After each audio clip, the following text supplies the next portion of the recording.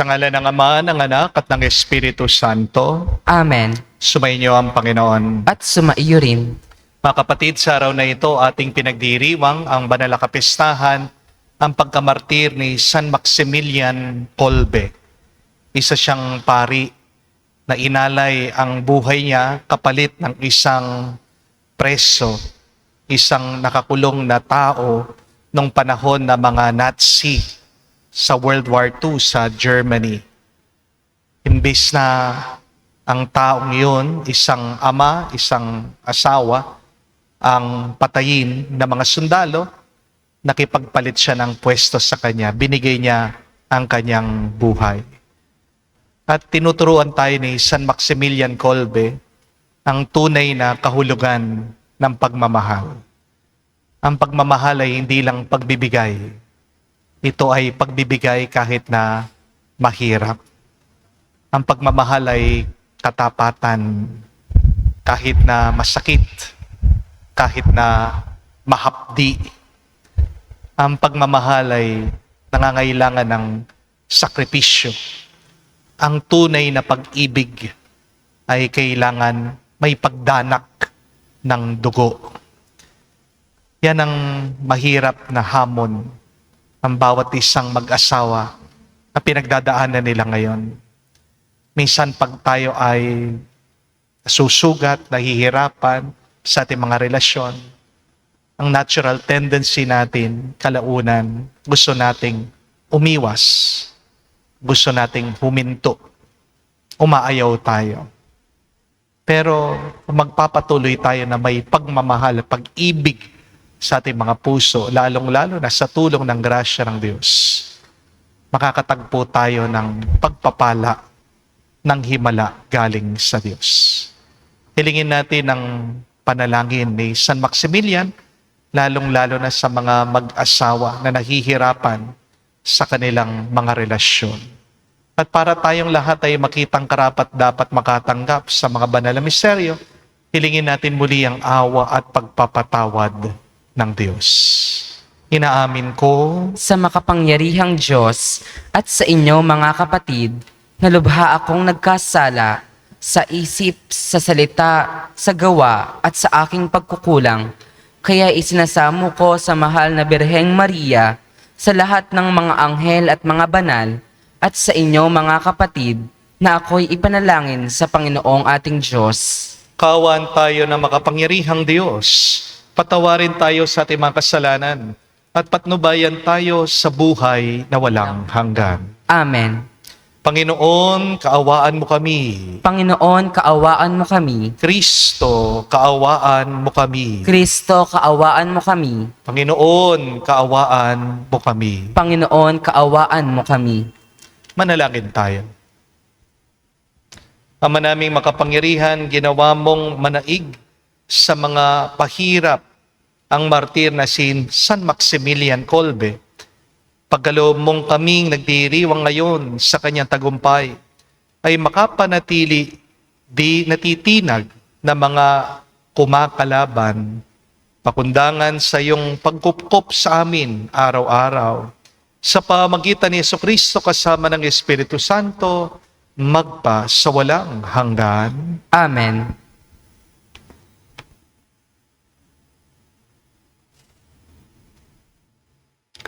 Pagbasa mula sa aklat ni Propeta Ezekiel. Sinabi sa akin ng Panginoon, "Tao, ipamukha mo sa Jerusalem ang kanyang kasuklam-suklam na gawain. Sabihin mong ipinasasabi ng Panginoon na kanyang Diyos, ikaw ay mula sa Kanaan, Amoreo ang iyong ama, at Hetea ang iyong ina. Nang ikaw ay silang, hindi ka pinutulan ng pusod, ni pinaliguan, ni kinuskos ng asin, ni binalot ng lampin. Walang nag-ukol ng panahon upang gawin sa iyo ang isa man sa mga bagay na dapat gawin. Wala man lamang naawa sa iyo. Basta ka na lamang inilapag sa lupa nang ikaw ay isilang. Nadaanan kitang kakawag-kawag sa sarili mong dugo. Sinabi ko sa iyo noon na mabubuhay ka at lalaking tulad ng mga halaman sa parang. Lumaki ka nga at naging dalaga. Maganda ang iyong dibdib. Mahaba ang iyong buhok, ngunit ikaw ay hubad. Nang madaanan kita uli, nakita kong ikaw ay ganap ng dalaga. At ibinalabal ko sa iyo ang aking kasuotan upang matakpan ang iyong kahubaran. Nangako ako sa iyo ng buong katapatan. Nakipagtipan ako sa iyo at ikaw ay naging akin. Pinaliguan kita, nilinis ko ang dugo mo sa katawan at pinahiran kita ng langis. Dinamtan kita ng may magandang burda at sinuotan ng sandalyas na balat. Binalot kita ng pinong lino at damit na seda. Sinuotan kita ng pulseras sa magkabilang braso at binigyan ng kwintas. Binigyan din kita ng hikaw sa ilong at tainga. Pinutungan kita ng isang magandang korona. Nagayakan ka ng halahas na pilak at ginto. Ang kasuotan mo'y pinong lino, piling seda at telang nabubordahan ng maganda. Ang pagkain mo'y yari sa pinakamainam na harina. Pulot pukyutan at langis ang iyong inumin. Lumaki kang walang kasing ganda at nalagay sa katayuan ng isang reyna. Natanyag sa lahat ng bansa ang iyong kagandahan, pagkat lalo itong pinatingkad ng mga panamuting iginayak ko sa iyo. Ngunit naging palalo ka dahil sa iyong kagandahan. Ano pat nabayo ka sa pagiging patutot at ang sarili mo'y ipinangkin sa lahat ng makita mo. Gayunman, hindi ko na rin kalilimutan ang ginawa kong tipan sa iyo nang ikaw ay bata pa. Ngayon ay gagawa ko ng tipan para sa atin. Hindi ito masisira kailanman. Sa sandaling ipatawad ko ang lahat mong kasalanan, matitikom ang bibig mo dahil sa laki ng kahihiyan. Ang salita ng Diyos. Salamat sa Diyos. Galit ng Diyos ay naparam, pinatawad niya ang tanan. Galit ng Diyos ay naparam, pinatawad niya ang tanan. Ang Diyos ang siyang nagliligtas sa akin. Tiwalang-tiwala ko at wala muntimang pangamba, sapagkat ang puon ang lahat sa akin. Siya ang aking awit, ang aking kaligtasan.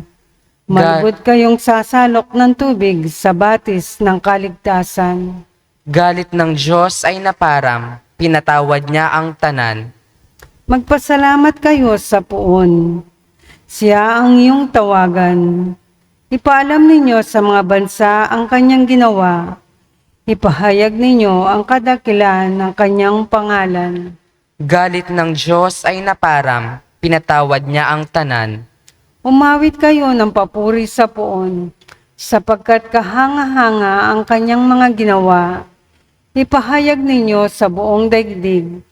Mga anak ng Siyon, umawit kayo ng buong galak, sapagkat nasa piling ninyo ang dakila at banal ng Israel.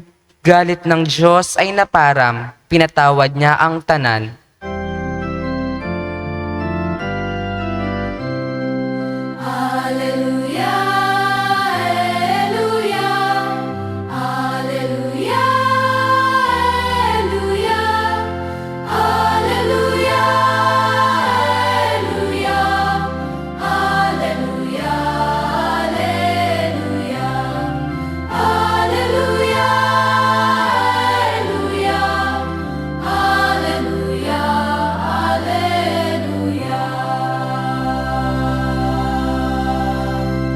Tanggapin niyo ang salita na di sa tao nagmula, kundi sa Diyos na dakila. Aleluya, aleluya. Sumainyo ang Panginoon. At sumaiyo rin. Ang mabuting balita ng Panginoon ayon kay San Mateo. Papuri sa iyo, Panginoon. Nung panong yun, may mga Pariseyong lumapit kay Jesus at tinangkang siluin siya sa pamagitan ng tanong na ito. Naayon ba sa kautusan na hiwalayan ng lalaki ang kanyang asawa sa kahit anong kadahilanan? Sumagot si Jesus, hindi pa ba ninyo nababasa sa kasulatan na sa pasimulay nilalang sila ng may kapal, lalaki at babae? At sinabi dahil dito, iiwan ng lalaki ang kanyang ama't ina at magsasama sila ng kanyang asawa. At sila'y magiging isa. Kaya't hindi na sila dalawa, kundi isa. Ang pinagsama ng Diyos ay huwag paghiwalayin ng tao. Tinanong siya ng mga Pariseo, bakit iniutos ni Moises na bigyan ng lalaki ang kanyang asawa ng kasulatan na paghihiwalay bago hiwalayan iyon? Sumagot si Jesus, dahil sa katigasan ng inyong ulo. Kaya pinahintulot ni Moises na hiwalayan ninyo ang inyong asawa. Subalit, hindi gayon sa pasimula. Kaya sinasabi ko sa inyo, sino mang lalaking humiwalay sa kanyang asawa sa anumang dahilan liban sa pakikiapid at mag-asawa sa iba ay nangangalunya. At ang mag-asawa sa babaeng hiniwalayan ay nangangalunya rin. Sinabi ng mga alagad, kung gayon po ang kalagayan ng lalaki sa kanyang asawa, mabuti pang wag nang mag-asawa. Sumagot si Jesus, hindi lahat ay makakatanggap ng simulaing yan, kundi yaon lamang pinagkaloob ng Diyos. Sapagkat may iba't ibang dahilan kung bakit may mga lalaki na hindi makapag-asawa. Ang ilan dahil sa kanilang katutubong kalagayan, ang iba dahil sa kagagawan ng ibang tao ay nagkagayon sila. Meron naman hindi nag-aasawa alang-alang sa ikauunlad ng paghahari ng Diyos. Ang makakatanggap ng simulaing ito ay tumanggap nito. Mga kapatid, ang mabuting balita ng ating Panginoon. Pinupuri ka namin, Panginoong Hesukristo. Magandang araw po muli sa inyong lahat. May napakaganda pong pag-aaral na ginawa sa Germany. Napag-alaman po nila na ang mga mag-asawa na humahalik daw sa bawat isa bago po sila pumasok sa trabaho, ay mas humahaba daw po ang kanilang buhay ng 5 years. Kissing your spouse before you go to work can extend your life by 5 years. Dagdag pa po rito, nakita daw po ng mga researchers na ang mga mag-asawa na nagpa-flying kiss sa bawat isa bago po sila umalis sa bahay, ay madalas naman po na nagkakaroon ng mataas na sahod at napopromote sa trabaho. Ayan, alam niyo na po ha? Mukhang pagkatapos po ng misang ito, dadami ang mga maghahalikan sa labas ng simbahan. Pero pakiusap ko lang po ha, huwag niyo na po akong i-flying kiss. Taken na po ako ni Lord. Asawa niyo na lang po ang ikis niyo. At kung matagal niyo na pong hindi hinahalikan ang asawa niyo, baka magandang simulan po ito muli. Baka hindi man po agad humaba yung buhay niyo, pero sigurado ako, nakakahaba po yan ng pasensya. Amen? Pero mga kapatid, sa likod po ng biro, may isa pong seryosong tanong ngayon. Paano nga ba nagtatagal at tumitibay ang isang pagsasama? Paano nagiging mas masaya at mas matatag ang isang kasal? Kasi ang dami pong mga mag-asawa ngayon, pagod na. Ang dami pong nagsasabi, hindi na nila kaya. Ang dami pong mga nag-aaway at gusto nang sumuko sa bawat isa.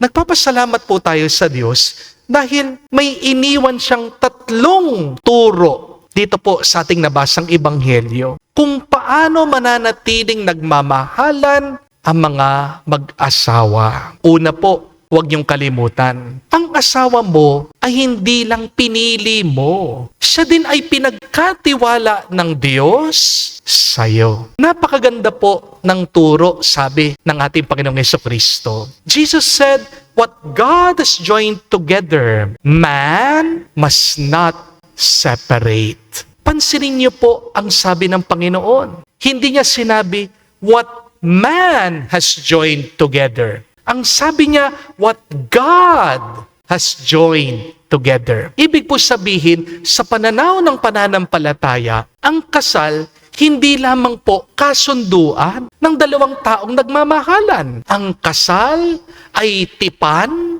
na kasama ang Diyos. Hindi mo lang pinili ang asawa mo.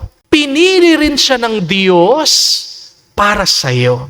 Ito po ang problema minsan sa marriage. Nung boyfriend at girlfriend pa, nagdadasal sila. Lord, sana siya na. Lord, ibigay mo naman siya sa akin. Lord, kahit na ano gagawin ko para maging kami lang. Pero pagkatapos po ng 10 taon na magkasama sila, na mag-asawa na sila, pansin niyo, nag-iiba na yung panalangin nila. Hindi po ba? Anong sinasabi? Lord, bakit naman itong binigay mo sa akin? Lord, hanggang kailan kaya mabubuhay ito? Lord, bakit hindi mo pa siya kunin? Dati sinasabi, Lord, sana siyang forever. Pero ngayon, sinasabi, Lord, ayaw ko na, patayin mo na ito. Mga kapatid, madaling magmahal kapag lovable ang isang tao. Di po ba? Madaling magmahal kapag sweet siya. Madaling magmahal kapag walang problema sa pera. Madaling magmahal kapag healthy siya. Madaling magmahal kapag walang disagreement.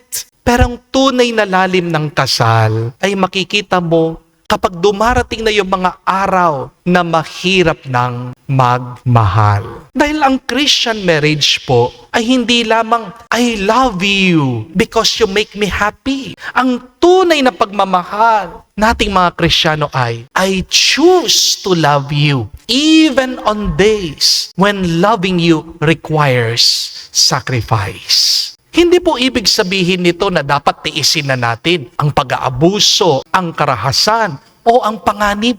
Ang pagmamahal ay hindi po lisensya para saktan mo ang iyong minamahal. Hindi po ba? Kaya kung binubugbog ka na, binabantaan ka na, sinisigawan ka pa, hindi po kasalanan, kapatid, na lumayo ka sa asawa mo. Hindi kasalanan na magpatulong sa ibang tao. Pero sa ordinaryong hirap ng pagsasama, tandaan niyo po ito, nagtatagal ang pagsasama, hindi dahil perpekto ang mga mag-asawa. Hindi nagtatagal ang mga mag-asawa dahil wala silang problema. Nagtatagal ang pagsasama dahil kahit na hindi perpekto ang mag-asawa, pinipili pa rin nilang mahalin ang bawat isa. Hindi po perfection ang kailangan sa marriage. Commitment. Katapatan. Kaya sa susunod na mag-away po kayo ng asawa mo, sabihin niyo po sa bawat isa, hindi ka man perpekto, hindi man ako perpekto, pero pinili tayo ng Diyos para sa bawat isa, kaya ingatan natin ang bawat isa. Pangalawa po, tandaan niyo, ang pinakakalaban ng marriage ay hindi po third party, kung hindi hardness of heart. Ito pong napakalalim na sinabi ng ating Panginoong Jesucristo. Because of the hardness of your hearts, Moses allowed you to divorce your wives. Pansinin niyo po, hindi agad sinabi ni Jesus, ang problema ay pera. Hindi po binanggit ng Panginoon, ang problema ay ang biyanan. Wala din po sinabi si Jesus na ang problema ay ang trabaho. Ang sinabi niya, ang pinaka-problema, bakit may hidwaan ng mag-asawa ay katigasan ng puso. Hardness of heart. Kasi maaaring maliit lang ang problema ng mag-asawa. Pero kapag tumitigas ang puso nila, lumalala ang problema nila. Amen? Kapag matigas ang puso, ayaw nang makinig, ayaw nang mag-sorry, ayaw nang umunawa, umintindi, ayaw nang magpatawad. Kapag matigas ang puso, gusto ng isa, siya palagi ang tama. Kapag may katigasan ng puso, may pride. At mahirap magmahal kapag may pride. Kapag matigas ang puso, naaalala lahat ng pagkakamali ng asawa. Ginagawang bala para sumbatan ng kanyang asawa, para awayin ng kanyang asawa. Minsan ang problema ng mag-asawa ay hindi po kawalan ng pagmamahal. Ang pinaka-problema ng mag-asawa ay yung natitirang samang loob na hindi po inaayos, na hindi pinag-uusapan. Isipin niyo po ito. Kapag nag-aaway kayo, parang bato yan. Isang tampo, isang bato.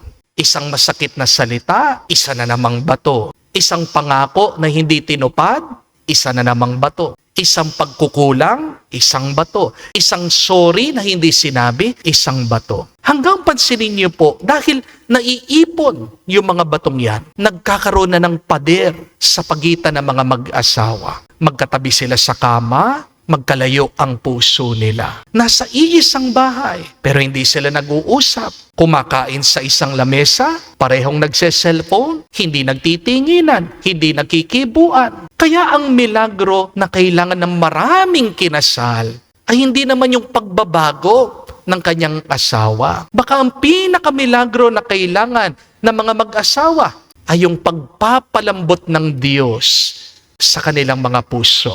Hindi po ba? Kaya bago mo ipagdasal, sabihin sa Diyos, Lord, baguhin mo naman yung asawa ko. Bakit hindi mo subukan, idagdag mo ang panalangin na ito? Lord, baguhin mo rin ako. Lord, turuan mo kong makinig. Lord, alisin mo ang pride ko. Lord, turuan mo kong humingi ng tawad. Lord, turuan mo kong magpatawad. Hari nawa, lumambot po ang puso niyo sa pamamagitan ng panalangin. Remember what I keep on saying to you, that the fruit of prayer is love. Kapag palagi kang nagdadasal, lumalambot ang puso mo, diyan muli nagigising ang pagmamahal mo. Because remember, a soft heart can survive hard seasons, but a hard heart can destroy the most beautiful relationships. Pangatlo po at kahuli-hulihan, tandaan niyo, ang matibay na marriage ay hindi lang po sa pagitan ng dalawang tao. Pero ang matibay na kasal ay sa pamamagitan ng tatlo. Ikaw, asawa mo, at ang Diyos. Sabi po ni Jesus, the two shall become one flesh. Napakalalim po nun. Ang kasal po ay dalawang buhay na tututong maging isa.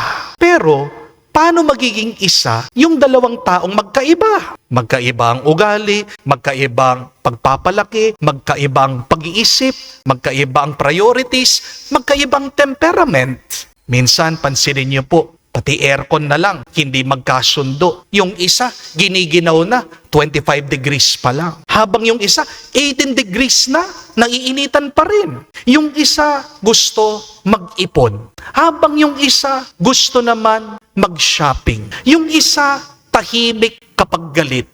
Habang yung isa, maingay kapag galit. Kaya ang tanong, paano magiging isa yung dalawa na magkaiba? Simple lang po, kailangan merong sentro. At para sa mga Kristiyanong mag-asawa, ang pinakasentro na mag-uugnay ng dalawa ay walang iba kundi si Kristo. Amen? Kaya napakahalaga ng panalangin sa buhay ng mga mag-asawa. Dahil sa panalangin, doon kayo nagiging isa sa Diyos. Mga kapatid, magdasal po kayo palagi. At higit sa lahat, kung kaya nyo, magdasal kayo na kasama nyo ang bawat isa. It's not enough to pray for your husband, for your wife. Please, pray together. Palagi ko po sinasabi yan, kahit na magkahiwalay kayo, yung isa nasa abroad, pag nagtatawagan po kayo, sana isingit nyo naman po, magdasal kayo na magkasama. Wag lang kayong magkomustahan, wag lang kayong magkwentuhan. Manalangin kayo. Yan ang nakakatibay ng pagmamahalan nyo. Amen? Hindi naman po kailangan na 1 oras kayo nagdarasal eh. Kahit na 2 minuto lang, pero kung galing sa puso, sapat na yan. Dahil tandaan nyo po ito, mahirap murahin ang taong kasama mong nagdadasal. Mahirap kamuhian ang taong pinagdadasal mo. At kapag nanghihina na yung asawa mo, ikaw muna ang manalangin. Kapag naghihina ka, hayaan mo naman yung asawa mo siyang manalangin para sa'yo. At kapag kayong dalawa mahina na, lumuhod pa rin kayong dalawa at humingi ng tulong sa Diyos. Dahil meron po mga problema sa buhay ng mag-asawa na hindi kayang ayusin ng pride. Meron mga problema sa buhay ng mga mag-asawa. Kahit na marami silang pera, hindi naaayos ng kayamanan. Merong mga problema sa mga mag-asawa, hindi maayos kahit na mag-away at mag-away pa sila. Pero merong mga problema sa kasal, kayang ayusin sa pamagitan ng biyaya ng Diyos. Amen? Kapatid, hindi po sinasabi ni Jesus magiging madali ang buhay mag-asawa. Pero kahit na mahirap ang buhay na mag-asawa, pwede pa rin itong maging masaya kung pipiliin nila na maging mabuti sa bawat isa. Kaya sa inyo pong lahat na mag-asawa na nakikinig ng homily na ito, sana naman mag-good morning kayo sa bawat isa araw-araw. Magpa-thank you kayo, magpa-sorry kayo palagi, mag-I love you naman kayo. Magyakapan kayo, maghalikan kayo bago kayo umalis sa bahay. At magdasal kayo palagi. Dahil ang matibay na marriage, nabubuo po sa mga maliliit na pagpili na pagmamahal araw-araw. Tandaan, a happy marriage is not a marriage without problems. A happy marriage is where two people keep on choosing to love, keep on choosing to forgive, and keep on choosing God. Kaya mamaya, sige po, halikan nyo ang iyong mga asawa. Pero wag lang sa labi. Halikan nyo sila na may respeto. Yakapin nyo sila na may pagpapatawad. At mahalin nyo sila na nandyan ang Diyos sa gitna nyo. Dahil ang tunay na sekreto ng matibay na pagsasama ay hindi lang po pagmamahalan. Kung hindi ang pagmamahalan, nakasama ang Diyos. At kapag tunay kayong nagmamahalan, kahit na mahirap, diyan kayo magiging salamin ng pagmamahal ng Diyos dito sa mundo hanggang marating nyo ang buhay walang hanggan. Amen. Tumayo po tayo, alay po natin sa Diyos ang ating mga dasal at panalangin. Ating sabihin, Panginoon, dinggin mo kami. Panginoon, dinggin mo kami. Ang simbahan naway tunay na maituro sa kanyang mga miyembro ang totoong dangal ng kasal at tulungan ang mga mag-asawa na manatiling magkasama sa banal nilang buhay mag-asawa. Manalangin tayo sa Panginoon. Panginoon, dinggin mo kami. Ang mga pinuno ng gobyerno at mga mambabatas naway magpatupad ng mga batas at tuntunin na nagtatatag ng tahanan at hindi sumisira nito. Manalangin tayo sa Panginoon. Panginoon, dinggin mo kami. Ang mga dumaranas ng mga pagsubok sa kanilang buhay mag-asawa naway makatanggap ng biyaya na makapagsumikap isabuhay ang kanilang mga pangako. Manalangin tayo sa Panginoon. Panginoon, dinggin mo kami. Sa katimikan po ng ating puso, sabihin natin sa Diyos ang ating mga personal na pangangailangan. Diyos, ang pag-ibig, nilikha mo kaming lalaki at babae upang ipagpatuloy ang iyong gawaing lumikha. Ang pagmamahal namin sa isa't isa naway sumalamin sa iyong pananahan sa aming buhay. Hiniling namin ito sa pamagitan ni Kristo, aming Panginoon. Amen.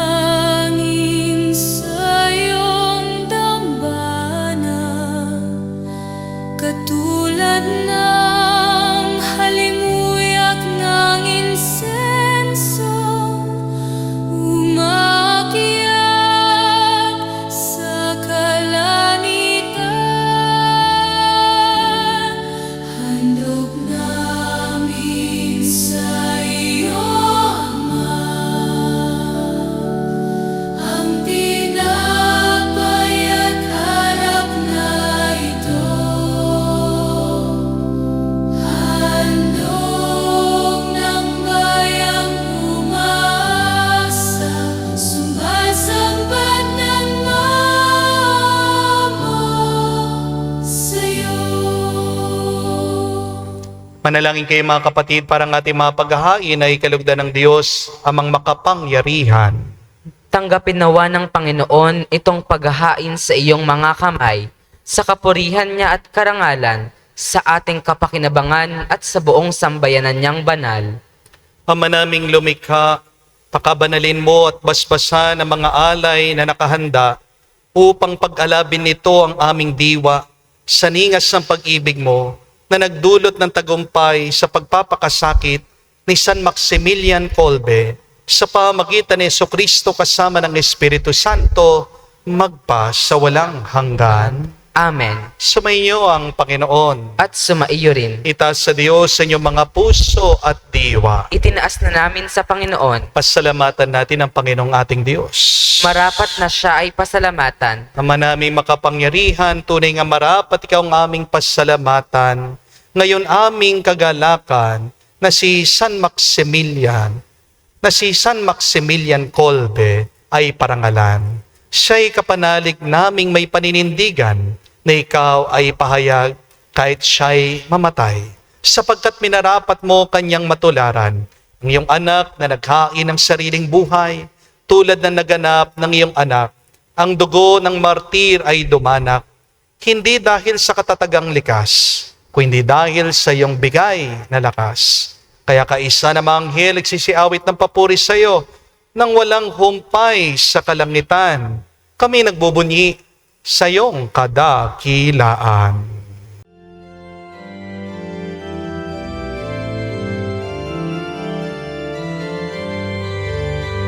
Santo, Santo, Santo, Panginoong Diyos ng mga hukbo, napupuno ang langit at lupa ng kadakilaan mo.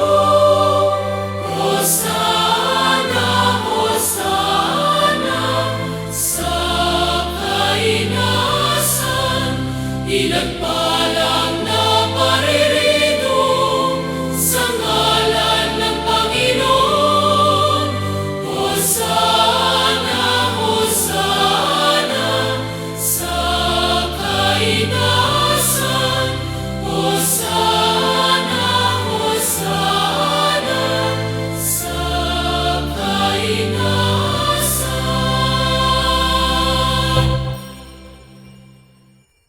Ama naming banal, ikaw ang bukal ng tanang kabanalan. Kaya't sa pamagitan ng iyong Espiritu, gawin mong banal ang mga kaloob na ito upang para sa amin maging katawan at dugo ng aming Panginoong Hesukristo. Bago niya pinagtiis ang pusang loob na maging handog, hinawakan niyang tinapay, pinasalamatan kanya, pinaghati-hati niya iyon, inubot sa kanya malagad at sinabi, tanggapin ninyong lahat ito at kanin, tong aking katawan na ihahandog para sa inyo.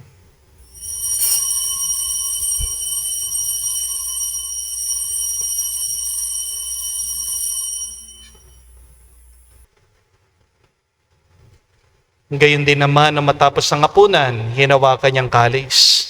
Muli kanyang pinasalamatan. Nabot niya ang kalis sa kanya malagad at sinabi, tanggapin ninyong lahat ito at inumin. Ito ang kalis ng aking dugo, ng bago at walang hanggan tipan. Ang aking dugo na ibubuhos para sa inyo at para sa lahat, sa ipagpapatawad ng mga kasalanan. Gawin ninyo ito sa pag-alaala sa akin.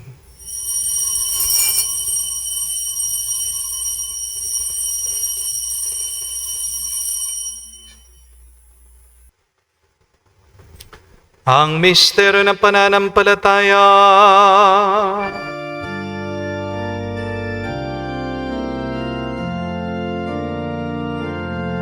Si Kristo ay namatay, si Kristo ay nabuhay, si Kristo ay babalik sa wakas.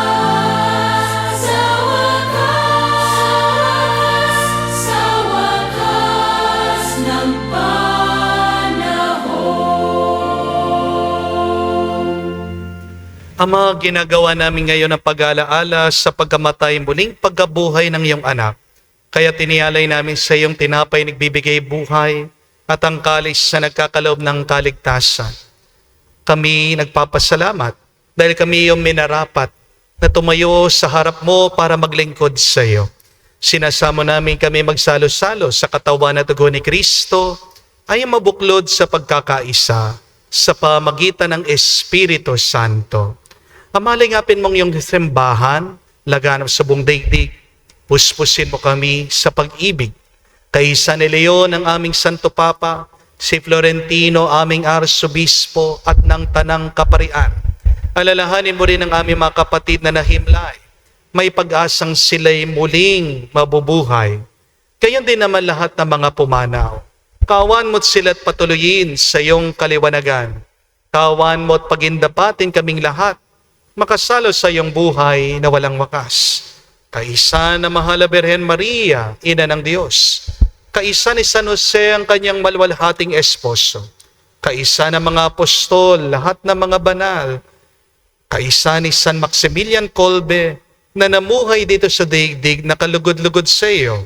May pagdiwang nawa namin ang pagpupuri sa ikararangal mo sa pamagitan ng iyong anak aming Panginoong Heso Kristo.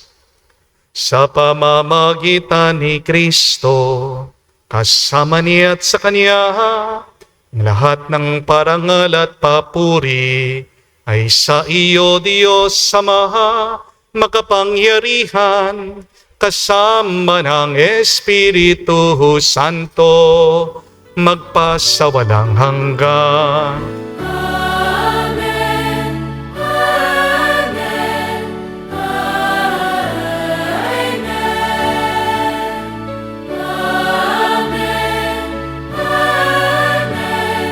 Amen. Sa nakagaling na utos sa turo ni Jesus sa Panginoon natin na Diyos, ipahayag natin ang lakas, loob.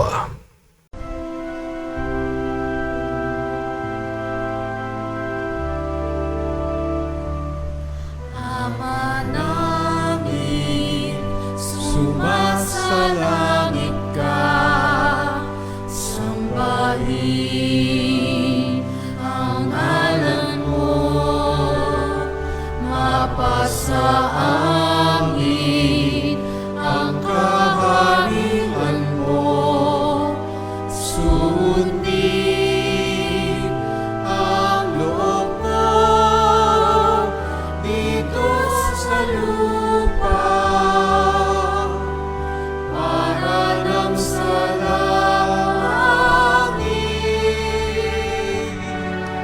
Bigyan mo kami ngayon ng aming kakanin sa araw-araw at patawarin mo kami sa aming mga sala para ng pagpapatawad namin sa nagkakasala sa amin. At huwag mo kami ipahintulot sa tukso, at iadya mo kami sa lahat ng masama. Hinihiling namin kami, Diyos, sa lahat ng masama, pagkalooban ng kapayapaan araw-araw, ligtas sa kasalanan, ilayo sa lahat ng kapamakan, samantalang aming pinanabikan ang dakilang araw ng pagpapahayag ng tagapagligtas naming si Heso Kristo. Sapagkat iyo ang kaharian at ang kapangyarihan at ang kapurihan magpakailanman. Amen. Panginoong Heso Kristo, sinabi mo sa mga apostol, kapayapaan ang iniiwan ko sa inyo. Ang aking kapayapaan binibigay ko sa inyo. Tunghayan mo ang aming pananampalataya at huwag ang aming pagkakasala. Pagkalooban mo kami ng kapayapaan at pagkakaisa ayon sa iyong kalooban.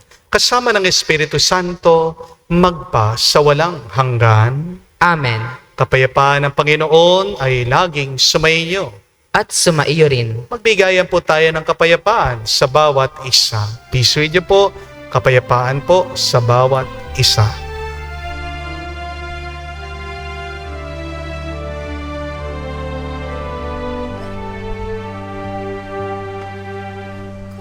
Cordero ng Diyos na nag-aalis ng mga kasalanan ng sanlibutan, maawa ka sa amin. Maawa ka sa amin. Cordero ng Diyos na nag-aalis ng mga kasalanan ng sanlibutan, maawa ka sa amin. Maawa ka sa amin. Cordero ng Diyos na nag-aalis ng mga kasalanan ng sanlibutan, ipagkaloob mo sa amin ang kapayapaan.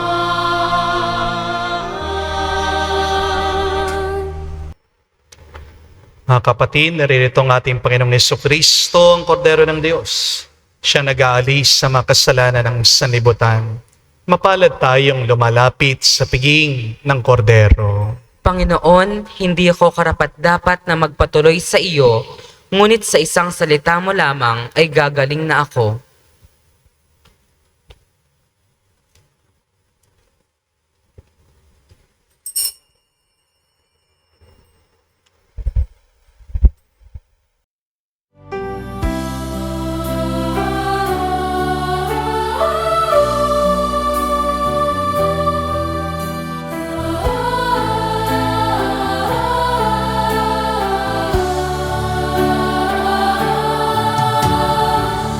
Gabayan mo ako, O Diyos, sa buhay na ito.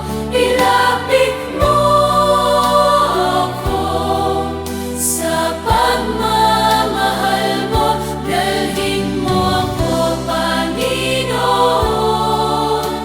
sa kalamitan. Buhay kasama mo. Alam mong pagkatao ko, wala akong matatago. Alam mong aking isipan. Alam ang lahat ng ginagawa ko, O Diyos. Gabayan mo ako, O Diyos, sa buhay na ito. Ilapit mo ako sa pagmamahal mo. Dalhin mo ako, Panginoon, sa kalangitan. Buhay kasama mo. Buhay kasama mo. Manalangin tayo. Ama naming mapagmahal, ang tinanggap naming banal na pakikinabang ay makapagdulot nawa sa amin ng katatagan na nagkaloob ng katapatan sa paglilingkod at tagumpay sa pagtitiis ng pagsubok sa iyong martir na si San Maximilian Kolbe sa pamagitan ni Jesucristo kasama ng Espiritu Santo magpa sa walang hanggan. Amen. Kapatid, tandaan niyo po ang 3 aral mula sa ating Panginoong Heso Kristo para tumibay ang inyo pong pagsasama. Unang-una, ang mga mag-asawa ay hindi nagkakahiwalay dahil sa third party, dahil sa mga problema. Ang unang problema ay katigasan ng puso. The hardness of hearts. Paano lalambot ang puso? Sa pamagitan ng panalangin. Pero pangalawa, tandaan mo, hindi mo lang pinili ang iyong asawa. Siya'y pinili din ng Diyos para sa iyo. Ang iyong asawa ay pinagkatiwala sa iyo. Ang inyong pag-aasawa ay hindi lang kontrata, hindi lang kasunduan. Yan po ay pagtitipan. It is a covenant. Banal yan. Sagrado yan. Pero pangatlo, para maging matibay ang iyong samahan, wag lang kayong magmahalan, kayong dalawa. Ang dalawa ay nagiging isa sa pamagitan ng Diyos. Ang mga pinakamatibay na pagmamahalan ay love triangle. Sino po ang involved sa love triangle? Ang mag-asawa at ang Diyos. Imposible na kayo ay maging isa. Dahil magkaiba kayo ng gusto, magkaiba kayo ng pag-iisip, magkaiba kayo ng diskarte, pero nagiging isa kayo kung merong sentro, kung palaging namamagitan ang Diyos. Kaya huwag niyong kalimutan ang Diyos sa inyong buhay. Kapag ang mga mag-asawa palagi na lang concern, pera, palagi na lang concern, kanilang tagumpay, doon nila nakakalimutan ng Diyos. At pag wala ang Diyos sa inyong buhay, hindi magiging mabunga ang buhay niyong mag-asawa. Harinawa, mga kapatid, bago kayo magkahiwalay, bigyan niyo ng panahon, ayusin ang inyong pagsasama. Magdasal kayo, isama niyo ang Diyos, at hilingin niyo na lumambot ang iyong puso. Alisin niyo ng pride para magmahal kayo mas tunay, magmahal kayo ng buong katapatan, magmahal kayo na may tuwa at galak. Sumainyo ang Panginoon. At sumaiyo rin. At kayo'y basbasan ng Diyos makapangyarihan sa lahat. Sa ngalan ng Ama, ng Anak, ng Espiritu Santo. Amen. Ang ating misa ay natapos na. Humayo kayo sa kapayapaan ni Kristo. Salamat sa Diyos.